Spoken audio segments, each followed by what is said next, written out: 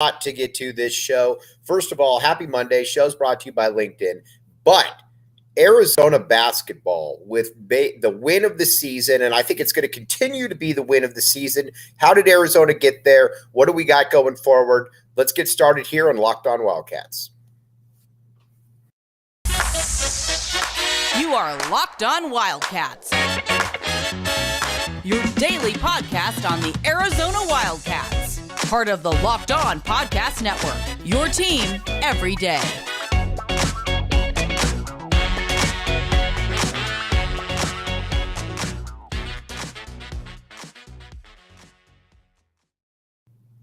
Thanks for keeping it Locked On Wildcats. I'm your host, Mike Luke. All right, let's talk about it. Arizona basketball wins 75-70 against the Tennessee Volunteers. Now, watching this game was an absolute privilege. First of all, got to give a huge tip of the cap to the Arizona to the Arizona fan base. They showed out in a big way in McHale, and Arizona needed it again against a team that Arizona got kind of pushed around in Knoxville. Arizona got that, and it really helped them. So let's kind of go player by player right here. You know how we do it.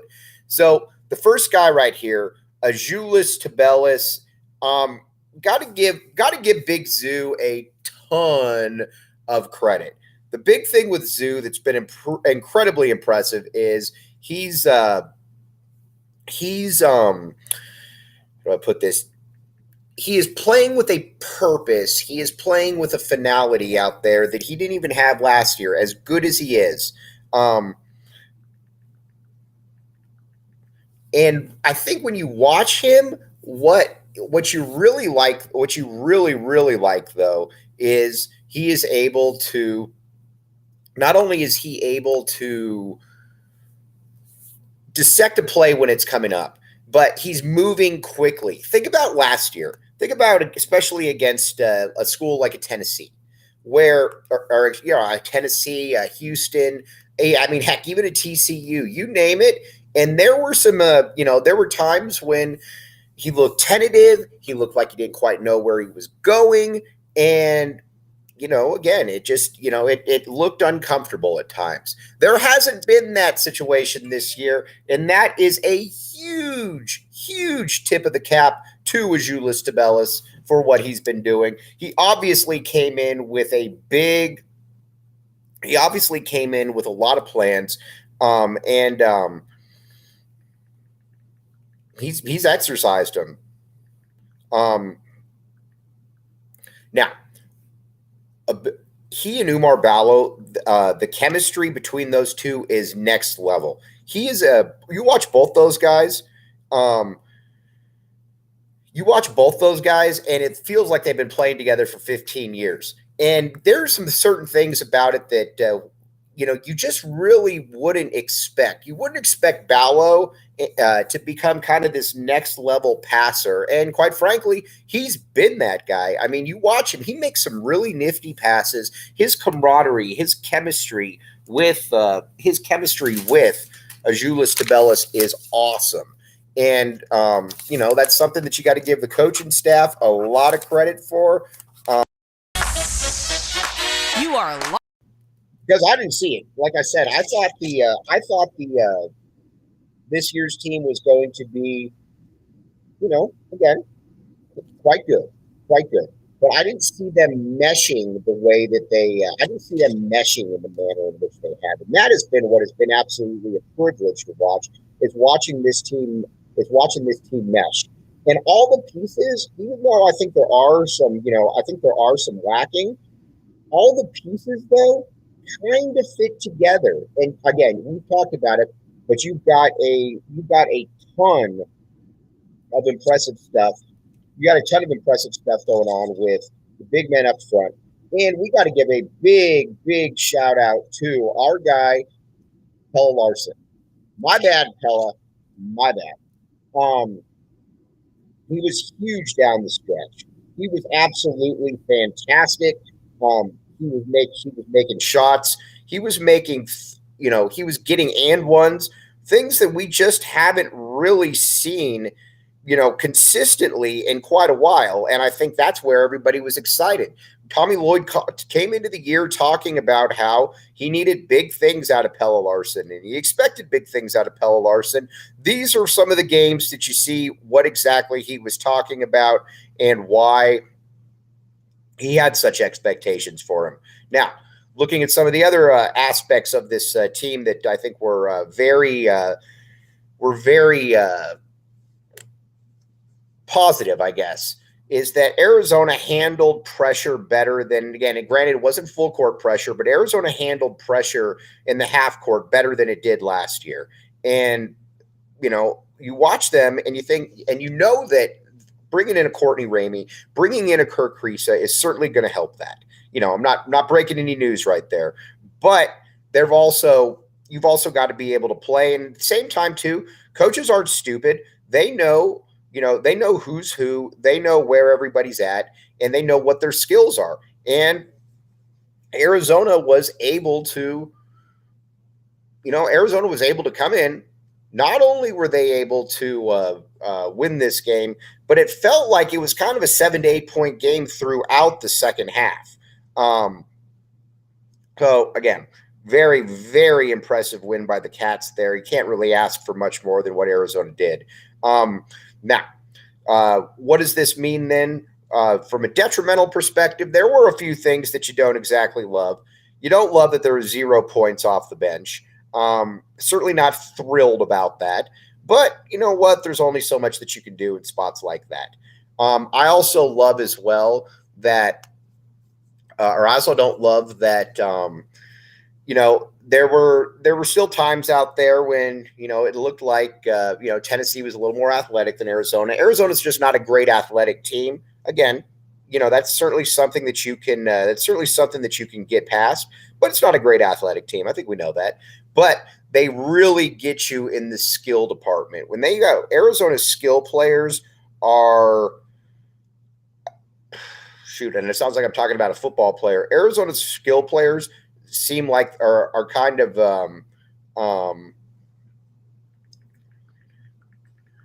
they seem like they're kind of at a next level in the regard that Tommy Lloyd knows that it's not a great passing team. Excuse me, it's not a great athletic team, but it's a team that, if he puts them in the right position, they can be in a spot where they can succeed. And you see that with the starting five. Now, one thing that they do need to do, and we're going to get to the perseverance of this team in a minute, but one thing, though, they got to do is, especially with Kirk Kriisa, you got to be smarter, dude. I mean, you just can't do that. The technical was warranted. I mean, you watch him, and not only does he get off the bench, he goes down the sideline. It was a warranted technical. I don't like, and he's got to be smarter than that because they almost lost the game. And again, they wouldn't have lost the game merely because of that technical. I'm not saying that. But what I am saying, though, is that it took the air out of the room for a while, and you've got to be smarter than that. You just do. You got to be smarter than to do just dumb things like that in the most inopportune times, and that's really kind of what happened there. But Arizona, as so many times this year has shown, they are, again, they battle. Arizona battles, and that was kind of the case that it was a little bit last year, where Arizona would, get down. They would be in, kind of a tough spot, and Arizona would come back and win the game. And that's what they've continued to do this year. Now, again, I know that right now it's a little bit different. You got 4 wins against you got 4 top 25 wins now. And again, I get that some of those teams aren't in the top 25 anymore. I don't care. You play the team that you can. With Tennessee, though, this win is going to age very, very well, I believe, because Tennessee is good. You can just tell by watching them, the way they're coached, the way they're put together, the way they're constructed. They might struggle to score at times, and Brad Allis talked about that a little bit on the post game the other day. But doesn't that feel to you like a top 15 win? Certainly does to me. And it certainly feels like a team that will be somewhere in that top 3 to 4 win seedings when seedings come out. And again, could be wrong on that, but I don't believe that I am. And we're going to talk a little bit about the conference going forward and everything that means. But just overall, awesome stuff by the University of Arizona and the McHale crowd. Big kudos to the McHale crowd right there. They, Arizona fans have been a little picked on over the years for being a little quiet, especially of late. But I think going into this game, they knew that they needed to be there. And not only was Arizona there, Arizona was there fans were there back in the A in a big way. I'm super excited about that. Now, up front, the one thing that I think that, and we're going to sound like a broken record here, but time after time is Arizona is going to be able to beat up the teams in front of them.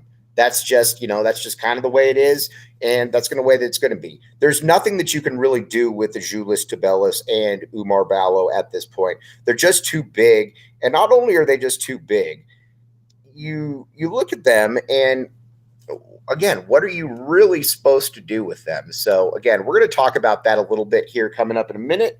But I'll tell you what, let's get to LinkedIn first. All right, here's the deal with LinkedIn. These days, every new potential hire can feel like a high-stakes wager for your small business. And you want to be 100% certain that you have the access to the best qualified candidates possible. That's where LinkedIn comes in. LinkedIn is there for you for that exact reason. And so you can, everybody knows somebody that's been hired through LinkedIn. And again, it's because it works. LinkedIn Jobs helps you find the qualified candidates you want to talk to faster. Post your job for free at linkedin.com. And again, linkedin.com/LockedOnCollege. Let them know who sent you there, but get the applicants you need for free. Again, LinkedIn works. And that's why so many different people use it to hire or to look for jobs. It's the best way out there to try to find any kind of thing. All right. Now, let's talk a little bit of Arizona basketball recruiting. Carter Bryant and Jamari Phillips both at the game. I would expect Arizona to sit very well with both of those guys right now. I think that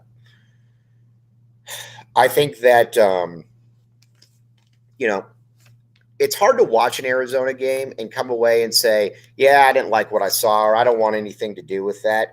I mean, because Tommy Lloyd's getting up and down. He's playing a fun brand of basketball. And I think that,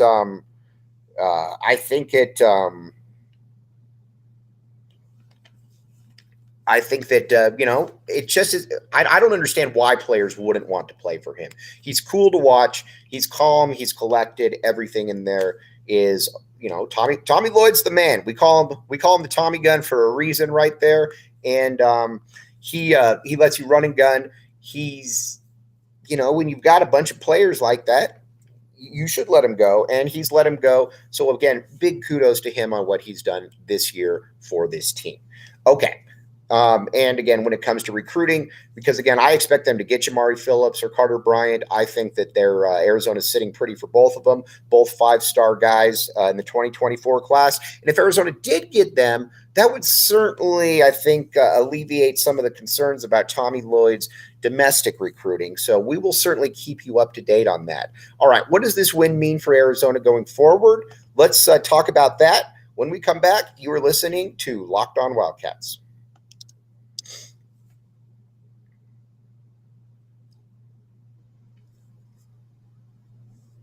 Thanks for keeping it locked on Wildcats. I am your host, Mike Luke. All right, now, Arizona gets its 4th top 25 win of the season. Yes. Creighton lost games. San Diego State lost games. We all know that, but you can only play who's in front of you. A couple things. I think the Indiana win will mesh well at the end of the year, because I do believe that that's probably a top 20 to 25 team. They're not as good as the national media, the Big Ten media has tried to make them out to be, but they're still good. I'm not breaking any news there. But This way, I think this win will sit pretty with Arizona fans and with the national media sorts. Tennessee for sure will. Tennessee just felt like the best team that Arizona played all year. From a physicality, from a coaching, from an athleticism perspective, Tennessee felt like a really good team. And you know what? To Tennessee fans out there complaining about the officiating, dude, last year in Knoxville is one of the worst officiated games I've ever seen. So again, what comes around goes around. We make no apologies right here, none. Now, with this win in the bag, yeah, you're going to pretty much be smooth sailing until you get to ASU, and then ASU. And I can't believe I'm going to say this, but ASU is kind of a big game. And you know the Sun Devils don't stink. I wish they did, but they don't. They're a tournament team, and you know what? They could be ranked when Arizona plays them. Now, I'm not one of the people that roots for ASU because of conference solidarity. That's the one exception I make. I want ASU to lose every game, but you know you got to take the good with the bad. And one thing about ASU right now is that it would be another good win on Arizona's resume. So I guess we'll just take that one. And then coming up next month, you got UCLA. UCLA has really picked it up out of conference. They smoked Maryland, another overrated Big Ten team. Then they beat Kentucky, also overrated. And now you can pretty much safely say they're probably a top 15 team. And I think they're going to be a top 15 team all season. So those are two really nice possible wins for the Wildcats to get to right there. Again, how many times have we talked about it where Arizona has nobody out of conference and you get to the Pac-12 and it's like, ugh, yuck. That's not the case right now. That's not the case right now. And so, again, Arizona's got to be able to get these wins when they can. Sure, you're going to probably have a Utah or two that you don't expect to lose to. But if you make up for it with the way that Arizona has played, you're going to be totally okay with that. Now, tell you about BetOnline. Let's just say that you're thinking to yourself, you know, Mike, I wish I could have bet on this game, but I didn't bet on this game. Where could I go and bet on this game? I would tell you to go to BetOnline. BetOnline, they've got the bet. It's easy. First of all, I always say this, but it's easy. You get a lot of people that are kind of overwhelmed by this sports betting app. They don't really get it, and in all fairness to them, it can be a little confusing at times. That's where BetOnline comes in. BetOnline is basically the spot where it's kind of your one-stop shop. You can get odds, news, scores, you name it. Check it out, the BetOnline Sportsbook. And again, take the over on Arizona. Take the over on Arizona with all their points, although don't take it last game. All right, we'll be right back with you. You're listening to the Locked On Wildcats podcast. Thanks for keeping it locked on, Wildcats. I'm your host, Mike Luke. All right. I expect when the rankings come out, Arizona should be in the top 5. I don't know what else you would need to do. You would have a win over Indiana. Not only would you have a win over Indiana, you would have not only would you have a win over Indiana, you would also have this win against Tennessee. You're going into conference play or with one loss. Again, I know you got Montana State, but Arizona's going to beat Montana State. I know, probably not really breaking any news right there. But I expect Arizona to be the top 5. I am going to lose it, though. If Arizona's only like 8, and, that will really, really annoy me. So, again, that's kind of where Arizona has done their part to be a top 5 team, and I think that they should be rated. I know a lot of people don't care about the rankings. They say, who cares about the rankings? I care about the rankings. I've always cared about the rankings. I think it's generally a good parameter of where people view you and how closely people are paying attention to the program that you're putting out there. So, again, it's about respect, as the kids would say, and I want some respect on Arizona's name. So, there we are. All right. You guys have a great rest of your Monday. We will be back with you tomorrow talking more about this game, getting you a little bit ready for Montana State as well. I expect Arizona to destroy Montana State. But as always, you guys are all the ones that make the show. Really appreciate you. Have a great rest of your Monday. I'm Mike Luke, and you've been listening to the Locked On Wildcats podcast. We will be back with you tomorrow.